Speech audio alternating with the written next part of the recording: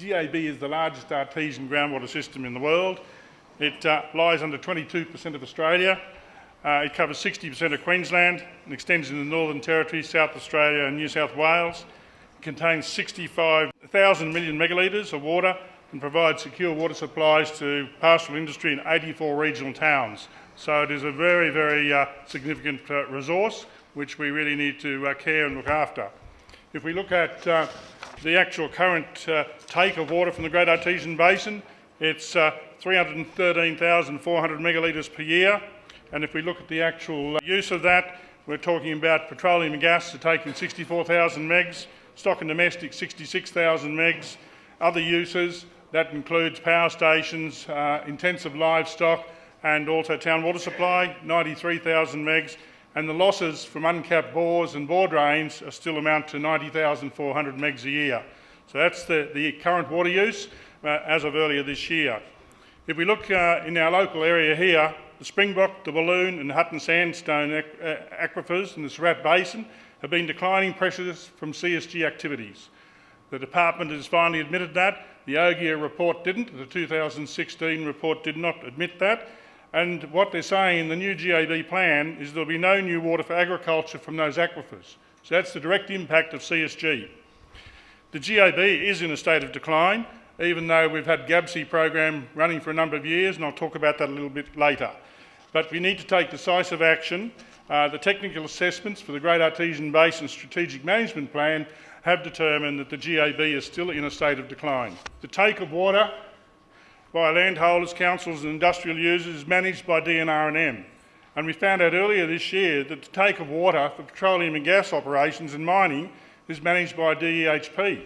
So we have two agencies responsible for the management of GAB. Sure recipe for disaster, because they don't talk to each other.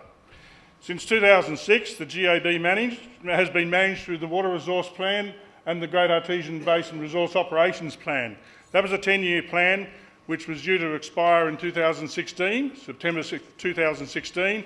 The government actually applied for an extension of 12 months and the new plan is supposed to be in place by September this year. The old existing plans provided for security of supply to existing and future water users. They also provided for protection of groundwater flows to springs and watercourses, and they provided for the management of the GAB through management areas, management units and aquifers. And in total there were 25 management units, 95 management areas and 233 aquifers managed under the GAB plan. The plan provided 19,800 megalitres of general reserve and 22,400 metres of state reserve of unallocated water. That was for future development. And what we found is that 2,283 megalitres of state reserve and 2,565 megalitres of general reserve has been sold during the life of the plan. So there's still a hell of a lot of water available in those reserves for purchase if the government was intending to sell it. They also provided for relocatable water licences within a management area or a management unit. That was the sort of form of water trade which was introduced in that plan. If we look now, the draft GABORA plan, which was released earlier this year, and 17th of April, the date of submissions closed. It focuses on aquifer management. It has 16 groundwater units and 91 geological formations. So it's got a much broader spatial area in terms of management of the basin. The focus on aquifers I like. I think that's a very good approach, but there are some other issues about this plan which I'll talk about. It now includes the Winton-Mukunda aquifer, the Normanton Formation up in the Gulf, and also the Betts Creek beds in the Galilee Basin, which are fairly significant in terms of the Adani mine and others over there. It places limits on the amount of water taken. There's exemptions for water permits, stock and domestic use, non-associated petroleum and gas water use, unallocated water sales, and a grant of water licences for water saved under the GABC program. Associated petroleum and gas water use is still a statutory right with unlimited take in the draft plan. So petroleum and gas still have favoured nation treatment under the proposed plan. It also provides for protection of groundwater dependent ecosystems, existing entitlements through separation distances, although separation distances, as I said to some people yesterday on the bus trip, do not apply to existing bores or new gas wells. So separation is only applying to new bores. It provides for water for future needs. There is increased flexibility for water licence relocations, but there are also some restrictions. It grants or proposes to grant an entitlement for saved water out of the GABC program for landholders that actually apply the capping themselves and pay for it all themselves. If you've got funding from either state or Commonwealth Government, which is unlikely to happen because GABC funding finishes at the end of June this year, you don't get that entitlement for saved water. It provides reserves for state, general and Indigenous reserves. If we look at it, there's 28,600 megalitres for state reserve, 5,615 megalitres for general reserve and 830 megalitres for Indigenous reserve. That is a major reduction in water for agriculture.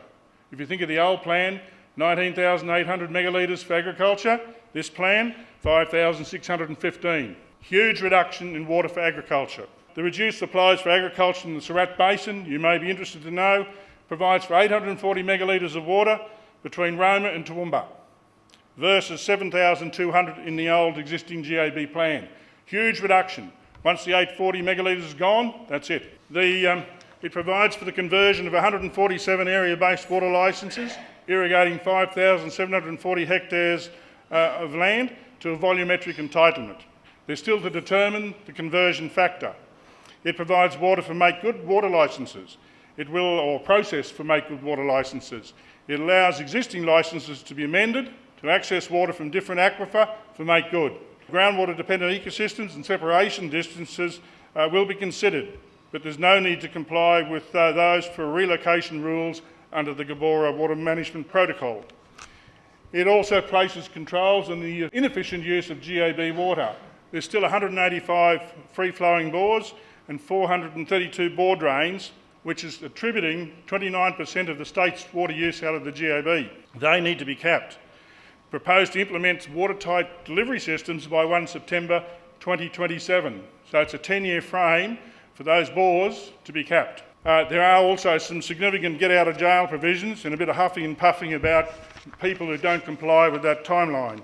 The water monitoring in the new plan will focus on groundwater pressure, water levels, water use, water demand, groundwater-dependent ecosystems and a review of the groundwater network every 5 years. There is nothing in the plan about monitoring water quality, which is a major concern. Water metering, there are no changes proposed. No metering of stock and domestic bores or bores of under 2 megalitres per annum volumetric limit. The GAB Water Management Protocol proposes the application of 3 zones in the Surat Basin: Springbok Balloon Zone, the Hutton Zone and the Precipice Zone.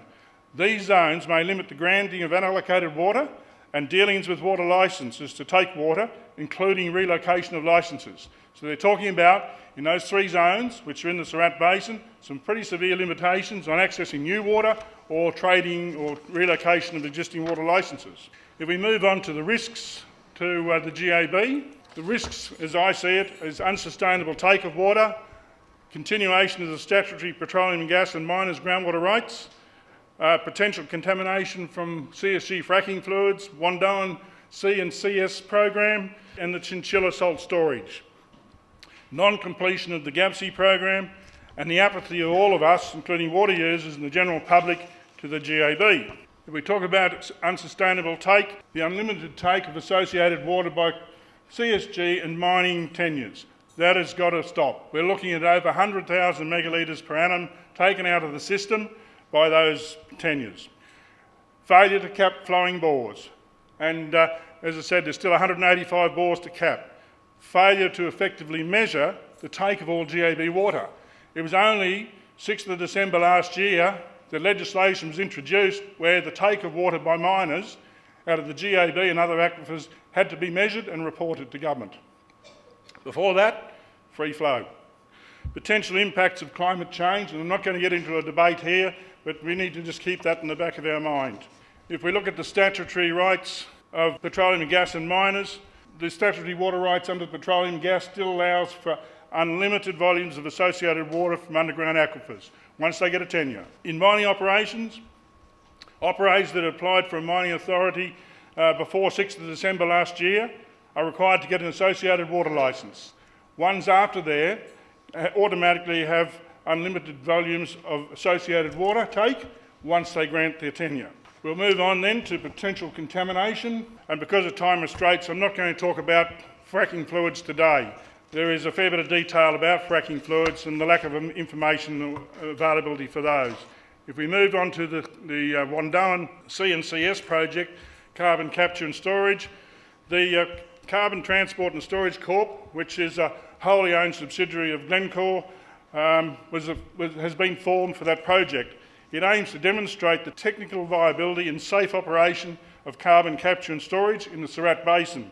They propose to capture CO2 from large emission sources, compress it into liquid form, transport it to the Wandoan site and store it deep underground in the precipice sandstone formation, where it cannot escape into the atmosphere. And that precipice sandstone is one of the main water sources for stock and domestic water in this area. CO2 sequestration has been used widely overseas in oil and gas production to enhance oil and gas recovery. So they use it as a fracking process overseas. It's been used in Norway, Canada, US, Russia and Mexico. CTCSO outlined the geology of the Surat Basin's potential to store 2.9 billion tonnes of CO2. In August last year, Senator Canavan announced that CTS company was granted $8.75 million by the federal government for a carbon capture and storage project in the Surat Basin. These funds allow the company to deliver the feasibility study and front-end engineering design of the project. The project's got the capacity or potential to contaminate groundwater aquifers and also increase the acidity of groundwater as well. Geosciences Australia is researching suitable sites in Australia, and they said there's potential CO2 sites to be expanded into the Cooper, Eromanga, Bowen and Galilee basins in Queensland. Fairly concerning. This week, Senator Frydenberg also announced that there will be funding available for the Clean Energy Corporation to actually fund projects into the carbon capture and storage. Previously, they were not allowed to fund those projects, but the Clean Energy Finance Corporation, they're going to amend the legislation to allow that to happen. That's fairly concerning. Let's move on to the Chinchilla waste site. The Chinchilla waste landfill site and salt storage site. Waste will be dumped by 56 trucks per day, operating between 5 a.m. and 10 p.m. each day.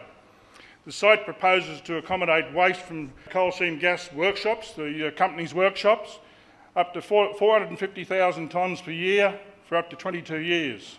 Are proposed to be dumped in this site. Clean salt from CSG reverse osmosis plants, up to 900,000 tonnes of salt per year for the next 5 years.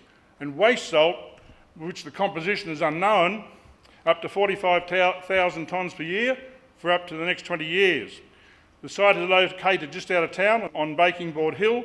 It's within 50 metres of Stockyard Creek, which discharges into the Condamine River, and is immediately adjacent to priority agricultural land.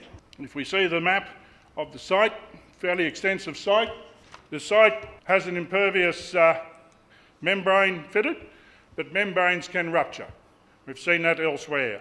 There's potential for leachate from this site to contaminate groundwater aquifers and discharge into Stockyard Creek and Rocky Creeks and the Condamine River in the Murray-Darling Basin.